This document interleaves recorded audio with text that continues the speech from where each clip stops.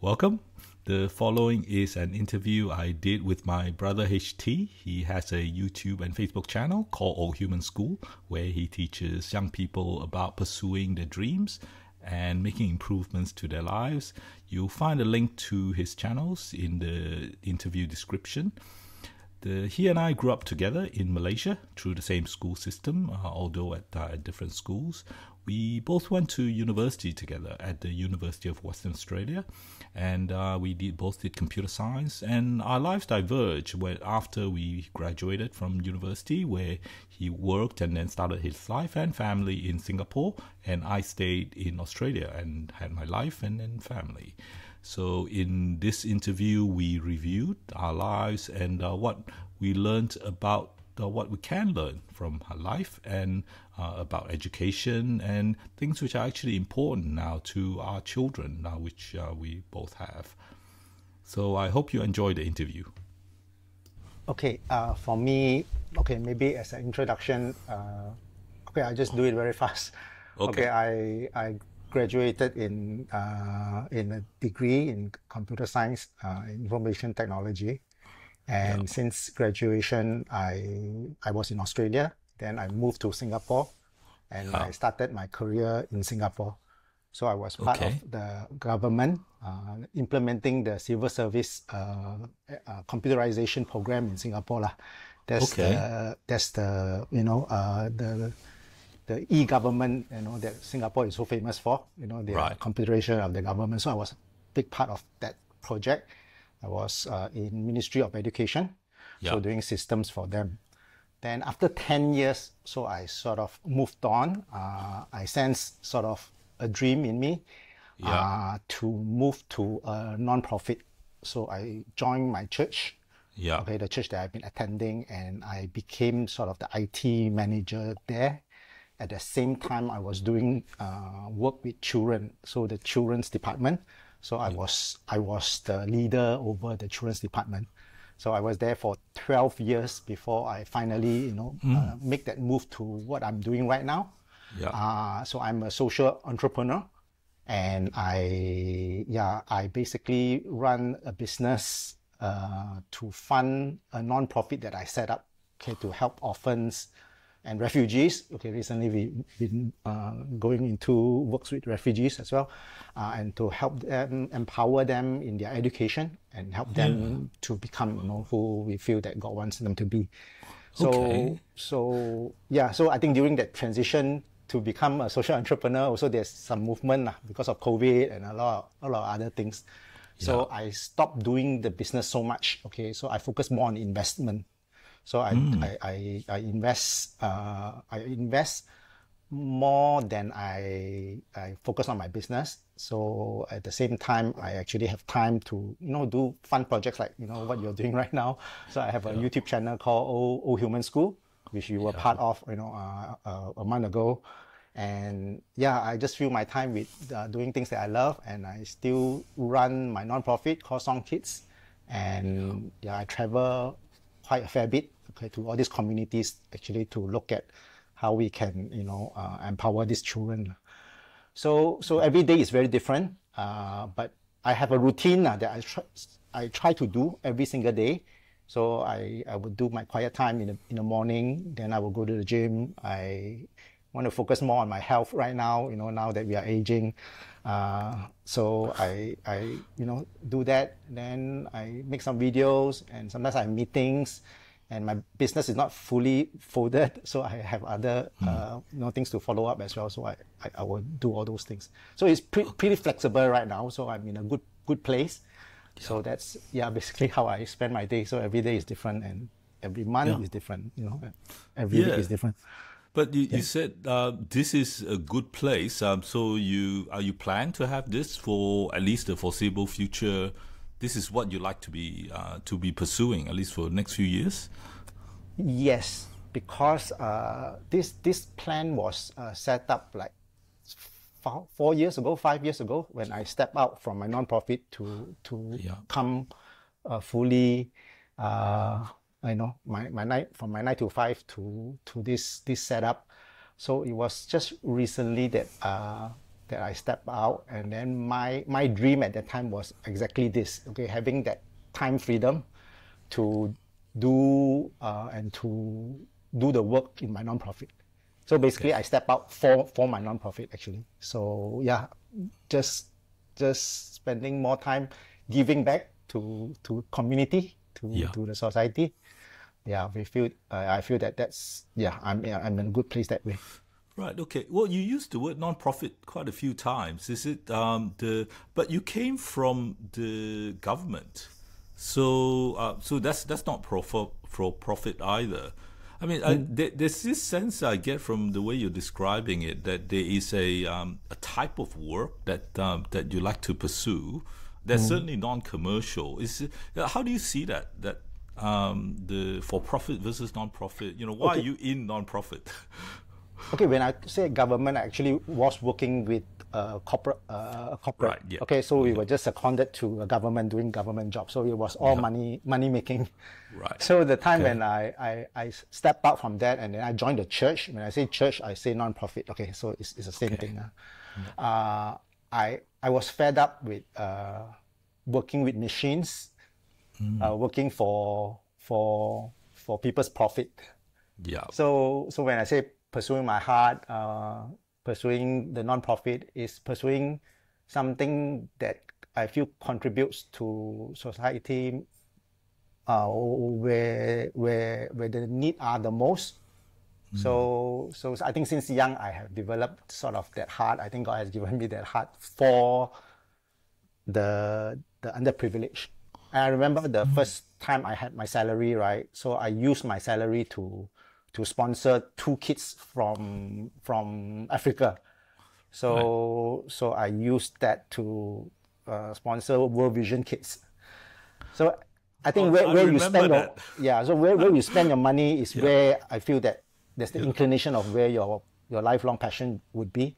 So I just sort of follow that, and then when the time came that I could do that, right? So I took the leap of faith. Yeah. So the leap of faith from the corporate to the non-profit, it wasn't so big, but it was big because I took a 40% pay cut, to jump to a non-profit. Okay, so but it wasn't big. Okay, the big one was when I jumped from the non-profit to doing my own business. Right. Because from regularly getting a salary, right, and suddenly I need to depend on the income of my business to fund the work and my family. And of course, I have 3 kids. I have family, and staying in Singapore is not exactly cheap. So that was a bigger leap. So I'm glad I did it. So the dream of what type of life I want to live, right, actually sort of came to pass after several years. I think the first year was tough. Then after that, thereafter it became easier. Yeah. As time goes by. Yeah. Well, then obviously there's a lot of changes throughout all of that, and you would have to learn a lot of things. I expect. Yes. Yeah. I mean, what are the big things that jumps out at you? Jumps out at you as you did all these jumps. Okay. I think following also what you talk about. We were talking about formal education and lifelong education, right? Yeah. So I realized that both of us study that 4 years, 5 years of tertiary education, right? I remember the moment I came out and I started to work, right? I think none of the things that I study actually applies. Because we were doing we were computer science, we were programming in Pascal, C and everything, right? We never use all that, So I had to learn a new language, which is the Quest language. Okay, it's a very proprietary computer language that the Ministry of Defense actually had to use because they cannot use just any commercial. So I had to learn it. So I realized that formal education, what you really learn doesn't have direct application to work life and to life in general. Okay, and that's the first sort of shock, that I had to grapple with. Then as time goes by, going through all these changes, and then I realized that a lot of things that is applicable to life, right, we actually don't learn it in school. Like things like we talk about how to start a business. Nobody in school taught us that. How to invest. Nobody taught us that, right? And how to build a family, marriage, parenting. The school never teaches us that. So a lot of things that we learn in school is not applicable directly. Yeah. Therefore, of course, we learn to do life in the campus. We learn to learn. So Yeah. I think that's benefit of formal education. Yeah. But I see that directly there is no sort of benefit lah. So the fee that we pay every year, I don't know whether it justify coming out. Yeah. So that's just that shock that I have. Yeah. Okay. Good. And you were expecting that once you come out of university, especially because of university and all the years invested in it, that you'll be able to apply that knowledge straight away. Yeah. Is there? Yeah. There's that expectation definitely that you don't come out and then you have to relearn, right? You can just directly apply. Of course, my situation is that I don't get to apply. I'm sure that some people may, directly could apply what they learn. They learn the exact computer language that they were employed for, Yeah. But it wasn't the case for me, lah. So yeah. So that put the question in my mind. As now I'm doing work with the orphans, with young people, even in the church, right? Like advising them the path to follow. Of course, we still encourage people to follow the formal education path because it's paved up for you, right? And it's a safer route, okay, to your career. But if you can't make it that way, right, that I think it's okay to start experiencing life. You have to come out and as long as you have the hunger to learn, hunger to try things, right, you can still make it. Yeah. So that sort of broadened my mind about what education is lah. Yeah. So there's really this thing called lifelong learning, this education where if you dare to do it and you want to do it, you have the hunger enough to do it, right? You can still be successful. You can still follow that path. So it has opened my mind to what real education is all about. Yeah. So in this case, when you're working with the kids, and also, of course, you have your own son also going through the education, what's your perspective? How do you guide them in terms of their balance with what they do at school and then university, potentially, and what they do in this life learning that you're talking about? Okay. I think it's very common that as parents, we try to provide the best for our children, right? So we try to guide them in their education, and traditionally the way is to make sure that our kids finish their homework. Yep. And during the exam, they study for the exam, and actually, as a result of it, right, give you good report card, right? Yeah. So it's very traditional, and this is very common sense, for parents. But I find that when the kids were younger, right, we tried to do that, and then we realized that my 3 kids, 3 of them have different capability, academic capability.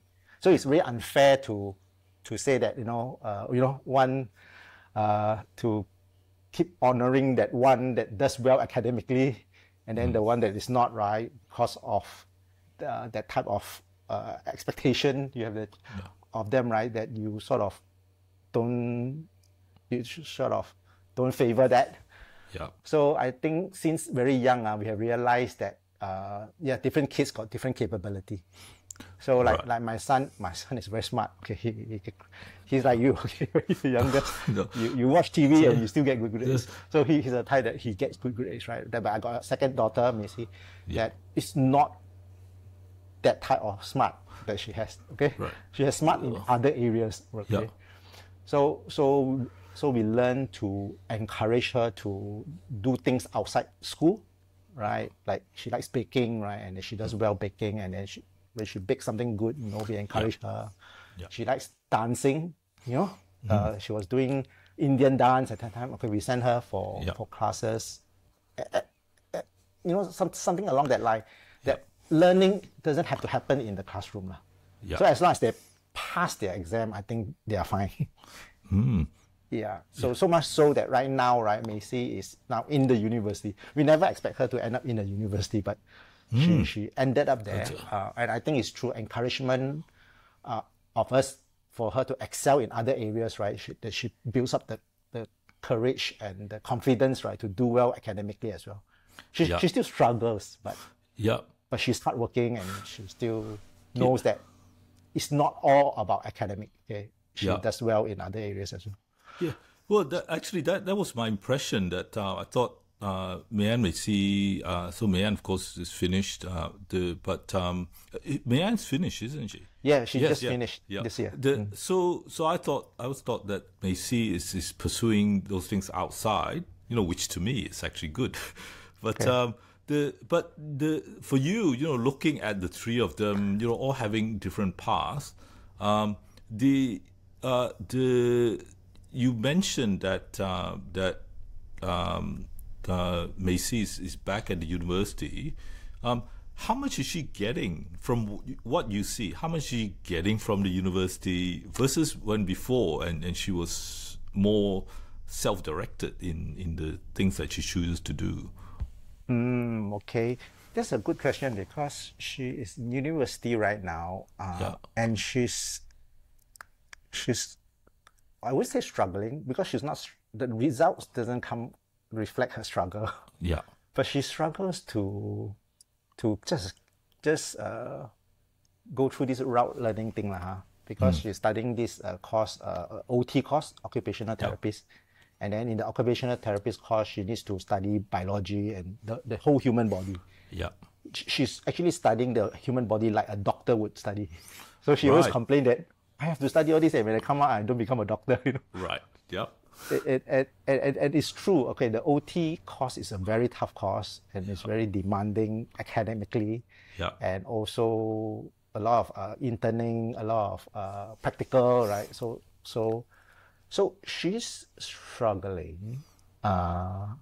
So how much is she getting out of it? Okay, I think she's getting something different from just knowledge.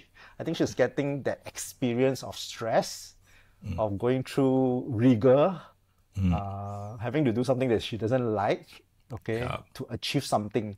So I think she learns perseverance that way. So I think she's getting that out of it, even though if you ask her, she'll say that she didn't get anything. Right, okay. But, yeah. So have you figured out what your message is to her? Because, I think you and I have talked before that, our view is that there is a lot of things from formal education that's not directly applicable.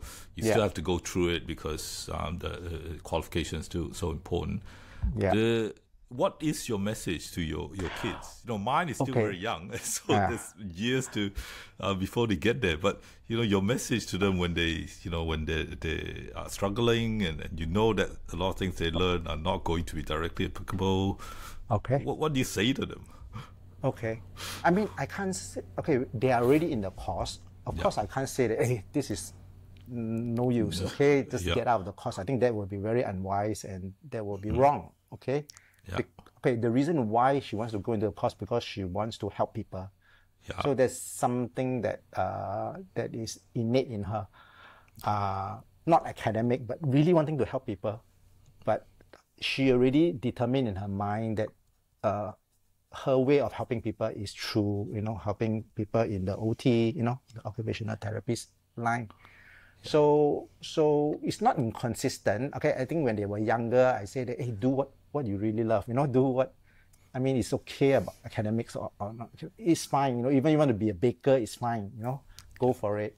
But I think they have come a long way since then, and they have made their decisions. And for Macy, she made the right decision not to be in a people helping industry. It's just that the way to reach there, right, is that rigor. Even though it may not, I feel that it may not directly apply. Maybe for her course, it directly is applied. I also do not know. But but I think, but she has to go through that rigor. And of course, I can encourage her to to continue. And my way of helping her is not to demand good results, right? It's just for her to, enjoy the path and, being able to learn, not just in the classroom, again, during this period of time, but, to learn about how to manage your boss, how to, mix with your classmates. Learning how to learn. Yeah. So with classmates, I'm interested. What was your experience like at university in terms of classmates? Do you get anything out of those, those connections or relationships, or and what do you see now with your kids as they go through, their friendships at universities and even at school? Okay. Yeah, I think the friends that we meet during schooling, during university, they are significant contacts. They are, I still, I don't meet up with them, but I still know them, and I still have fond memories of those times that we were studying together. Because that's what makes university fun, is the people that we hang out with. During exam stress, you get to go to each other's house. You got to do things that So it's a significant part of uni life. But I have to say that after that, right? Of course, we were in Australia, and then I came back to Asia. I came back to Malaysia, and then some of them stay in Australia, but some of them also went different places. So we don't really get to meet. But the whole reason why I came back to Asia was also because of my friends.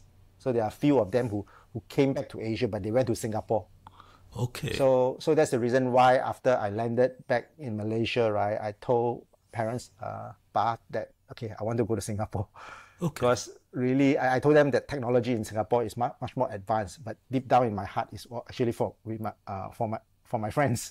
So I want to just, be with my friends. So that's the reason why I ended up in Singapore. And I think in the first few years, adapting to a new country, I think these friends help.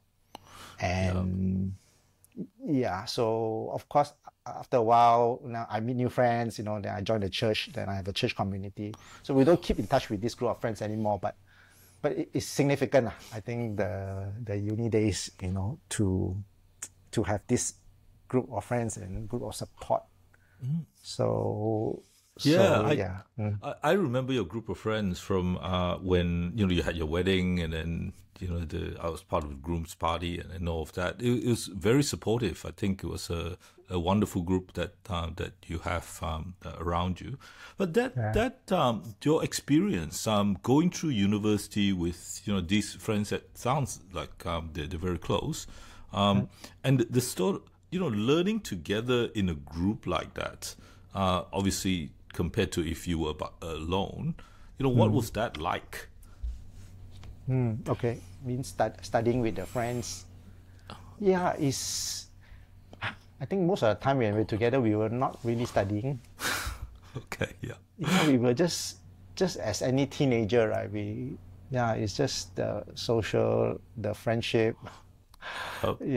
Just we spend more time taking coffee breaks than actually studying. So I think it's very. So you mean that the studying is actually quite separate? What I'm hearing is that even with the friends or without the friends, the studying part would have been the same. Is that the case? Yeah. I think so. It's also because the group of friends that I hang around with, they are not all from the same faculty. So we were in computer science, right? I only have a handful of computer science friends. So the rest are all in engineering, psychology, Right. Okay. So we don't really study, we don't compare notes and all these things. So it will be different for different people, but for me, it's the friendship. Yeah. Right. That's interesting. That means that it sounds like there wasn't that strong bond among the computer science friends. I mean, your core core study. Okay. Yeah. There's also because we I think you came to Australia straight into university, but I came to year 12. Which is the pre-U. Yeah. So I met a lot of friends there, which follows me to university. So they end up in different courses. So I wasn't buddy with the computer science gang. Yeah. Which most of them are foreign students, like from Malaysia, Singapore. Yeah. But I hang around more the Australians. Ah, right, because you Yeah. already have formed that friendship Yeah. going So going to correct. the university. Yes, no, Correct. I remember because I came. I think my group from Malaysia, none of them end up at in the Yeah. course. Actually, there was one, but very few. So Right. really, you're forced in that situation that to actually make friends with people that are around you. So because if Yeah. not, when you have coffee breaks, there's nobody to have coffee Yeah. with. Yeah. Yeah. Yeah. Actually, I'm glad that our parents brought us to Australia as an immigrant rather than as a Okay. foreign student, because then Okay. we hang around Australians. Yeah. So it really opens up my mind about a different culture, because I know a Okay. lot of foreign students, they end up being together. Yeah. Malaysians, they join Malaysian Yeah. club, Singapore club. Yeah. They never got out to experience different cultures. So to them, it's all about the studies, and Right. all about getting through the course. Yeah. So I feel that our life is more enriched because we have local friends. Yeah. I don't Do know. you remember the adjustment to the culture, the things that you learned? Was that in high school? In back in Applecross? Yeah. You say that most of it, a lot of it started back then, or actually a lot of it happened in high school. I think in high school where we learn to adapt to the culture. Yes. I remember when we first, at least me lah, when I went to Australia, I really cannot speak English so well. Yeah. I remember having trouble even like when mom sent me to go and open a bank account. Yeah. I couldn't even communicate to the teller, Right. what I wanted to do. So they had Yeah. to ask, excuse me, can you come over and listen to what this boy wanted to do? Right. So it was a hard adjustment for me. Yeah. I think for Ping also was a hard adjustment. Yeah. Okay? Yeah. It was, I remember. so it was hard. So we really learned we're forced to learn to integrate to the culture. And yeah, How so early was yours? It was year one more 10. Yeah. year 12. I just Just did year I go 12. I just did year 12. Yeah. Yeah, I just did Okay. year 12. So everyone already know each other, right? They Yeah. were but I just came in year 12, and then Yeah. yeah, so I had to. I'm grateful for the people who accepted me, like during lunch. They asked me to join them and all these Okay. things. Yeah. So that Did was hard adjustment. Yeah. did the school actually help in assimilating students, and to a certain extent also in university? Do you remember anything that the institution, like the school and university, did to help acculturation and help students with their lives back then? I am not sure whether there's any deliberate. Okay, maybe I don't experience it. I only experience at the local level. A friend came up to me and talked to me. So I don't know whether the friend that came to talk to me was sent by the Okay. school as my mentor. Sometimes they have a buddy system. Yeah. So yeah, I think locally, like in the classroom, right? So I remember the teacher would ask me to sit next to somebody who they think can buddy with me. Okay. So I think this type of small little things, yeah, I think help. But I do not know on a big level what they do. Okay, maybe the Malaysian club, the Singapore club, is a way to help us sort of adapt better. But at that time, I never recognized myself as a Malaysian sort of foreign student in university, because I already had that 1 year of acclimatization. Okay. Yeah. So I had friends like Audrey, Wendy, I don't know whether they were all very friendly to me. So they are the one that brought me to church actually. So I came to faith, through them. Yeah. So it was hard. I told you, right, but very quickly sort of I adapted to the culture and I learned. Yeah. Right. Okay. The church part, because obviously, I mean, all of us had quite a big transition from virtually no Christianity when we were young to all now being very devoted followers. What was your path like? At university was when you started going to church. Is that right? Yeah. Yeah. I think one of the reason why I adapted well is because of the church community. So I have one friend, Alex, who sort of when first know me, right, he knew that I am one of his project to bring me to Christ. So Right. he brought me together with his family for a hiking trip. Right. They call it bushwalking, right? Okay, over Right. there. Yes. So I was just in a car with the family, and the dad was a pastor Yeah. in the church. So I was just being preached to for the whole journey. Right. Okay. But my heart wasn't closed. Okay, I was a bit lost, being in a new culture, no friends, no nothing, right? So I'm very open to anything, Yeah. So when they shared, okay, then yeah, invited me to church. Then the rest is history. So Yeah. very slowly, I come to hear the message of God, and I opened my heart to it. So Right. How does that change the the way that you look at the world, the thing that how you change, how you learn things, so there was a path from there right up to when you started doing the ministry work and yeah, what was that journey like? Definitely big change, big change. It's really big change because I come from a background that I'm not so confident socially or in any other way. I remember before we went to Australia, there was one time, I don't know whether you know this story. Our dad drove me to a lake in Ampang. Okay. And then at that time, I thought economic crisis, he cannot afford to have so many children. So I thought he will just park me there. I said, but he did. He parked me there. Very unusual, just stop the car, And then he started to talk to me. He lectured me. Okay, I don't have a lot of that one-to-one time with Bach. Yeah. But that time, it seems to be a serious talk because I was a quiet boy, right, and very shy. And I think he gave me a lecture in a very nice way. And then he tell me, why are you always looking at the ground? Okay. He told me that, why are you always looking at the ground? Why do you always look down, right? So there's nothing for you down there, Look up, be more confident. He really lectured me, and which is unusual, right? Pa never did that to you, right? So he's just a very casual guy, but he never lectures in a sense. But that day he lectured me, and he just empowered me to look up. Yeah. So when we went to Australia, right, I remember the message, look up, okay? Yeah. Then and because Dad didn't join us, Yeah. so we were sort of like without a father in a sense. So Mom was the one that sort of took care of us. Yeah.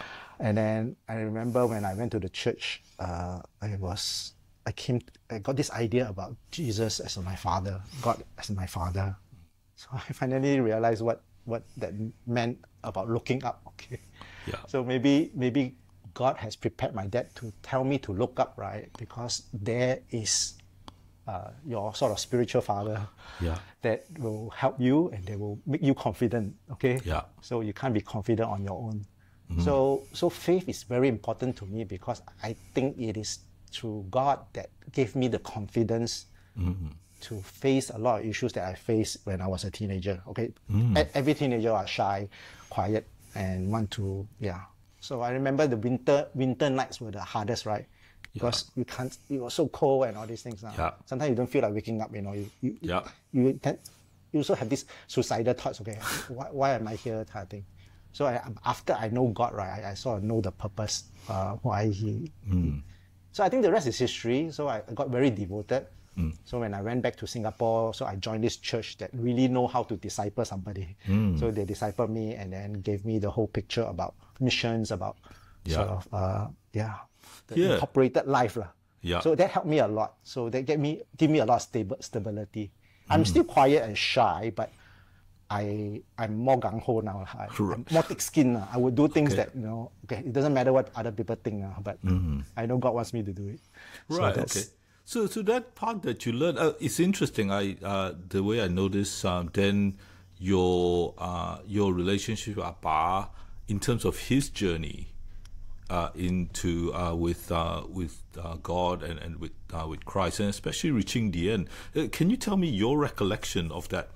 Of that journey that you went through with Appa throughout his life and reaching the end of his life. Yeah, okay. Of course, like being in a community of believers, we talk a lot about reaching out to our family members. Yeah. So at that time, of course, naturally, you guys independently, one by one, you all came to know Christ. But for Appa and Ma, it's different because they are not so exposed to Christianity kind of thing. Yeah. So I felt sort of the obligation to play a part in their lives lah. So very deliberately, I think every Father's Day I would write a card. I would write things that normally I wouldn't write lah. Okay, I would write Like mushy what? things like I love you. Right, right, okay, yep. So I think that sort of built that relationship with him. Okay. Yeah. So when I say him, I also mean Ma lah. Okay. Yeah. So Ma has a different path. Actually, Yeah. one day he came to Singapore. Then he just came to church with me, and she accepted Christ. Okay. Right. But she didn't dare to tell Appa. So she told me that, okay, I take back.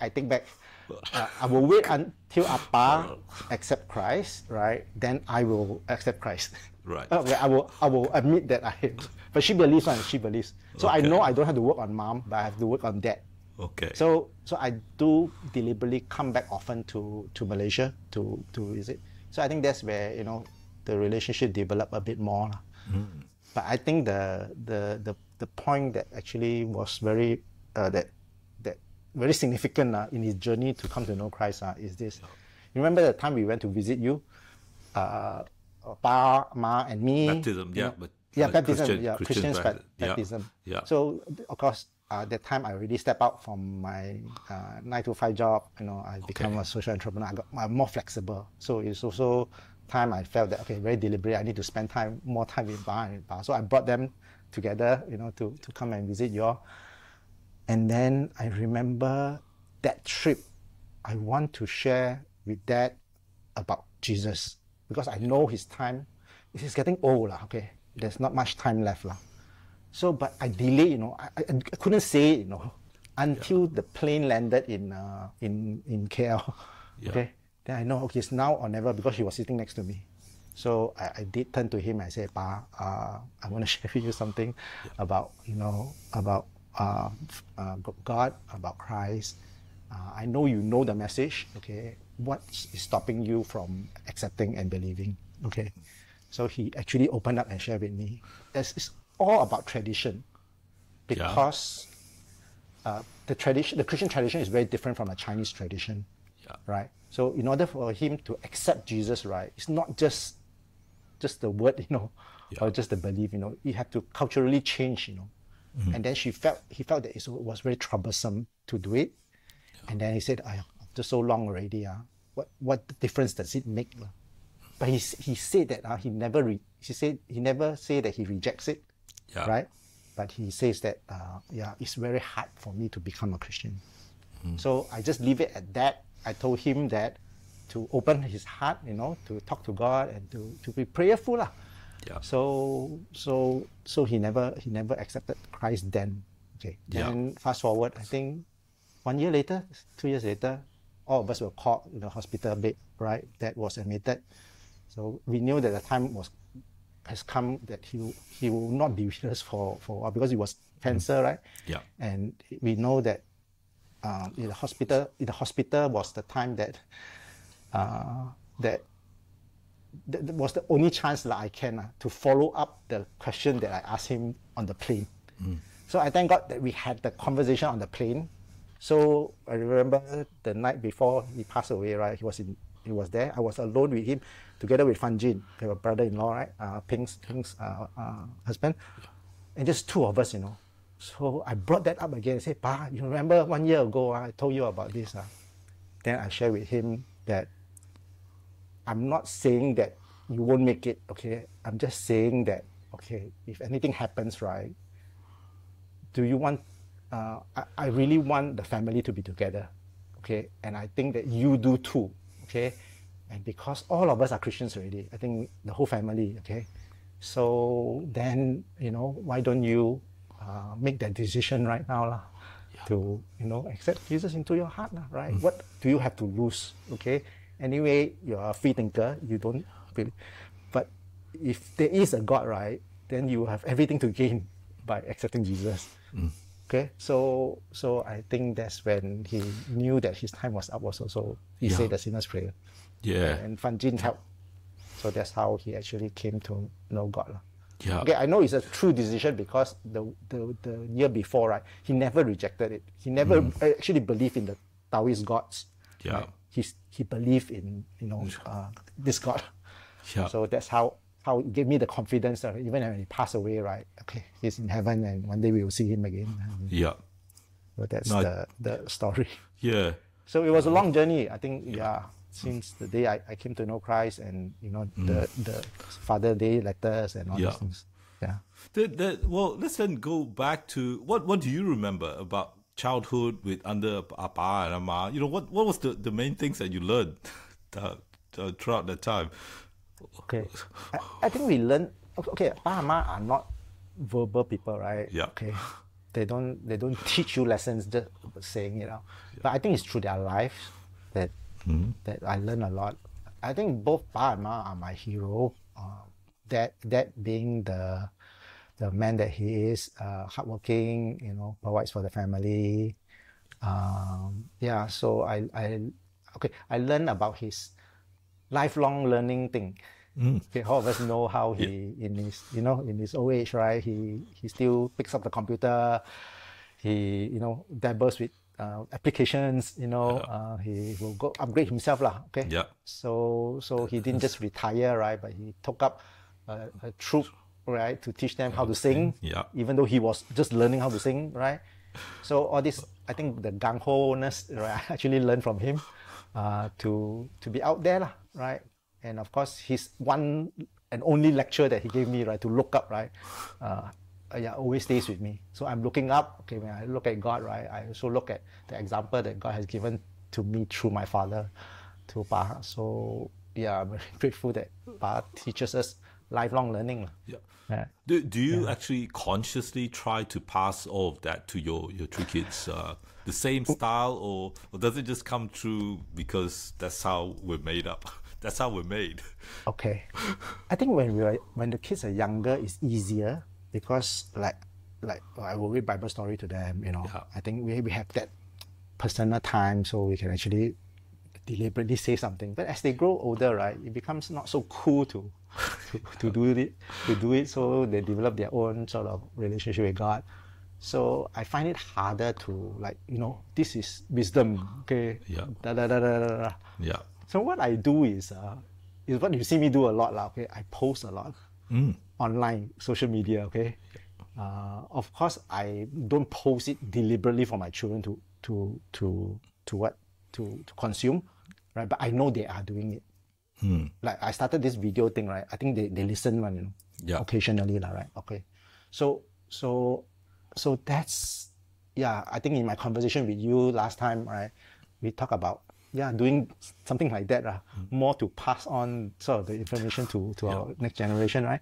Yeah. So that's what I'm doing, being very authentic about my life online, and I think that's that way to communicate my message to them. Right.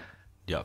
But they grow up with me. I mean, they know my life. They know what I stand for. So I believe that all these values are passed through, osmosis rather than words or. Yeah. Yeah. So it's probably a big part of letting go, that I still have to go through because, David and Christian are only 7 and 9. So it's still a long way to go. And, but from my understanding is that, a big part of it will be about letting go of all those things that you can directly teach to things that, you can't. Then those early childhood years, do you remember anything about your schooling, about the life there, anything that you see in early learning that was useful, that you actually carried through to, even to what you are now? So like I say, direct knowledge. I'm very skeptical about. Right. Okay. I really like the process. Okay, of going to school, meeting friends. Okay. You like that part. I was assistant monitor for one period of time. Learning leadership that way. I like that part of learning. So I'm really the route learning type. Not the route learning type. The experience learning type. Yeah. So I like that part. As to direct knowledge, I really don't think so, Sorry, I'm not Yeah. being so skeptical. Yeah. But it's just I cannot think of any. Yeah. Okay. What did the Yeah. teacher teach us that? Yeah. I got caning, in St. Right. John's, Yeah. so I remember those things. Yeah. So I think those are part of learning also, right? Yeah. You learn, if you're out of boundary, then Yeah. you get keen. So I think I learned all these things. Yeah, I mean there'll be those way. basic things like the numeracy and reading and writing. Yeah, those things that's with primary school everybody learns. Without the school we wouldn't have learned. But I think I'm more interested about your recollection. Anything that you saw that you carried through from school that is actually significant to you now. No, if you didn't go to you did St. John's from primary, isn't it? Yeah. If you didn't go to St. John's and you went to some other school, would it have made much difference? I think that's the thing that I'm most interested in. I see whether the school made a difference. I think I'm very privileged to be in St. John's. At that time was one of the best schools, but now of course one of the worst ones. So What I happened? think it's a Catholic school. That one is because Sam Kuche enrolled us there. Yeah. Yeah, because she has an address there nearby. So she registered us using her address. Yeah. So I'm very privileged to be in that school lah. So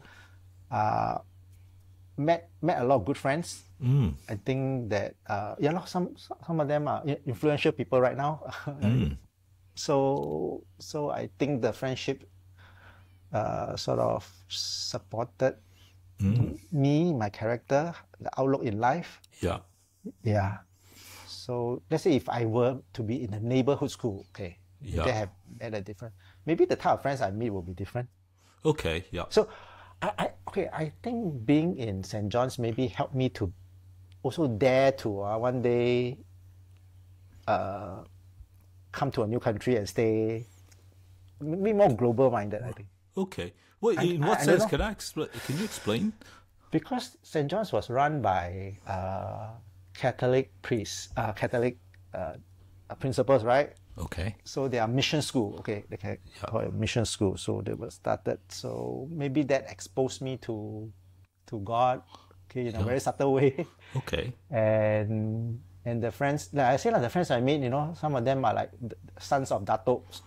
Okay. Some or important people, I can't remember who. Then some of them become comedians, famous comedians right now. Sportsmen. So maybe I won't get that type of friends if I go to a local. So I don't know. I'm just assuming. Right. Okay. Yeah. But again, it doesn't sound like much academic-wise. It's not. Yeah. I mean, if they're significant to you, you would remember. So you don't have a picture in your head what the class was like and and lessons. We have Caucasian teachers. Right? Okay. One of them is called William Goldman. Okay, and then you will just come to I remember you and Gikot talking about William Goldman. He's so funny. Okay, he cannot teach, but he's just so funny. Okay. Yeah. So he's so funny, and then that left an impression. And I think he's American, coming here. So I think that exposes us to that there are such things as Caucasian teachers. Right. Okay. Yeah. Yeah. But not much memories. I remember after school because we were in the city, right? Yeah. So we hang out Central Market. We go to AIA building, the A&W. So being in the city center also maybe opened up my mind. Right. Okay. Yeah. So I think the location also helps.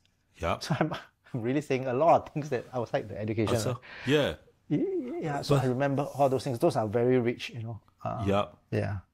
But Friday is supposed to be late reporting to school, right? Because of the prayers, right? Then we will just go for movies, right? Then 12 o'clock, right? And then finish at 1:45, and then the assembly is at 2. So I remember running. All these things are very fun. Okay. Yeah.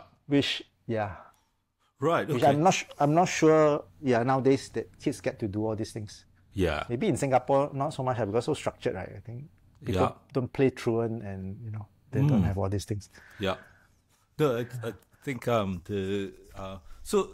that's really interesting because all my memories of especially secondary school is Yeah. all in the school. So Inside the school, yeah, okay. I mean we bonding twice, Okay. but I actually told Amma, and Amma said I'm not going to tell Appa because she doesn't know how to explain it. But Okay. it's interesting how our memories are quite different. And the thing Yeah. is, my memory of the quality of the education is similar to yours. Yeah. But the whole thing is that my memory is still us in the class and things that we do in the class and the homework and then some copying that we do and Yeah. doing assignments and art and stuff like that. So yeah, so I find it very interesting how our memories form and how yours is a lot of social connection, which I see is how your life actually turns out. It's Mm. yeah. So Yeah. yeah. Okay. So in this case, do you actually actively encourage the kids when they were young in terms of their social circles? Do I deliberate? I think the school itself, especially because they grew up in Singapore, Yeah, so they are very all-rounded. yeah, So it's part of the curriculum for them to, do a lot of socializing, yeah, a lot of cross culture, even like, going overseas or going other yeah, places. yeah. So I don't have to deliberately, but one thing we did good in the sense that we bring them to church, so they are very much part of the church community, and we expose them to missions. So because I was doing some missions work, right? So I remember every country that I pioneered, uh, I would bring my family first. Right. So the first trip is always with my family, Yeah, so that subsequently, if I go there, right, the family know where I'm going. yeah, So they know what I do when I'm not at home, that yeah, I'm actually doing all these things. So that's probably the deliberation. Yeah, lah. I don't need to do it, yeah. because the family don't get the ticket to fly there.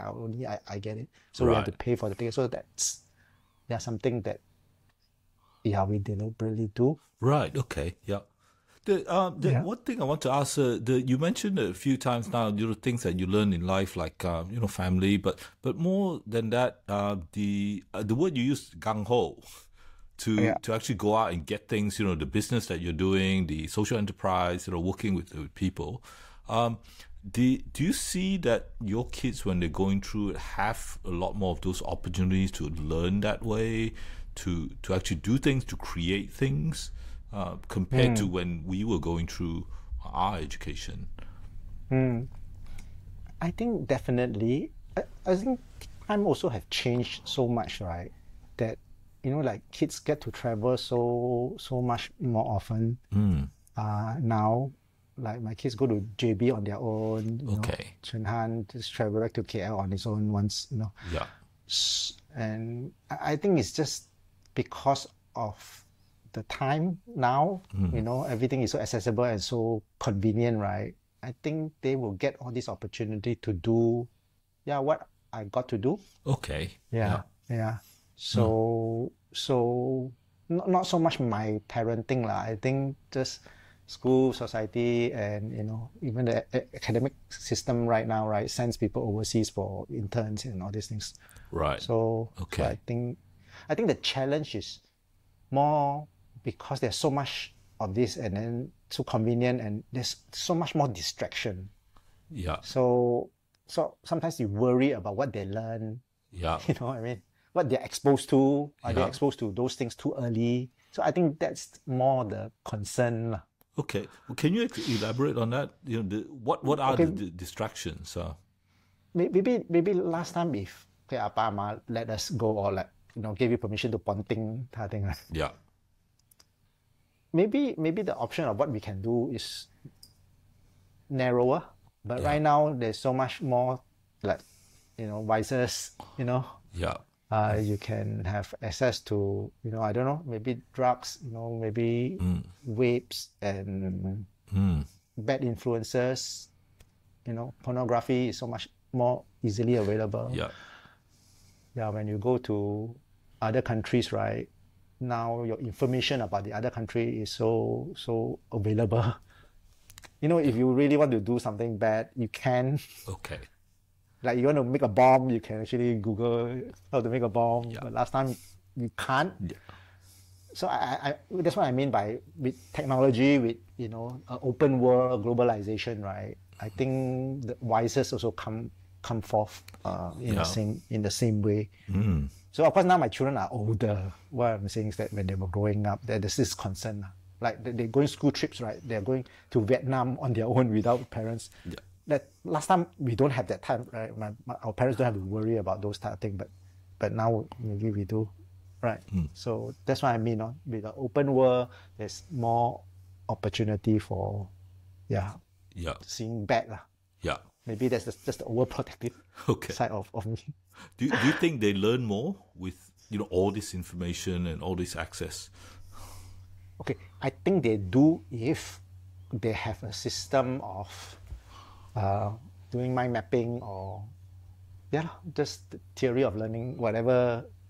If they have a framework of how to determine what is good and what is bad and what is to shelf and what is to use and what is to throw out, So my more concern is people's capability to process all this information. Because sometimes it's very gray, certain area come your way, right? It's certain gray, and if they don't come to you to ask, right? So what if they make the wrong decision? Yeah, so this is just things that come to my mind about today's worries. Okay, I also say this as part of, because I was the pastor of a children's ministry.